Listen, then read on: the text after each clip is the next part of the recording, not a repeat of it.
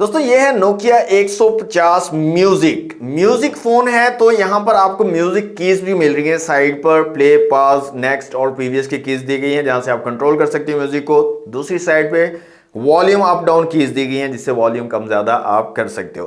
2.4 inch का display आपको यहां पर मिल रहा है। रबराइज कीपैड मिल रहा है। ब्लूटूथ 5.0 का सपोर्ट भी इस फोन में दिया गया है। आप एयरबड्स वगैरह भी कनेक्ट कर सकते हो, डाटा भी शेयर कर सकते हो, वीडियोस या म्यूजिक आपने शेयर करना है तो वो भी कर सकते हो।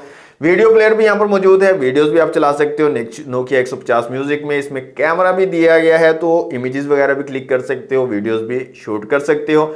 और 32 जीबी तक के माइक्रो एसडी कार्ड को जो है ये फोन सपोर्ट करता है। सिंपल 2G बार फोन है तो कोई एक्स्ट्रा फीचर आपको यहाँ पर नहीं मिल रहे हैं। कॉल एसएमएस के लिए आप यूज कर सकते हो, लेकिन म्यूजिक के लिए कुछ जबरदस्त से एक्स्ट्रा फीचर, कीज वगैरह और साउंड क्वालिटी बहुत जबरदस्त आपको मिल रही है। बड़ा स्पीकर यहाँ पर लगाया हुआ है तो मैं एक बार आपको साउंड क्वालिटी चेक करवा देता हूँ इसकी।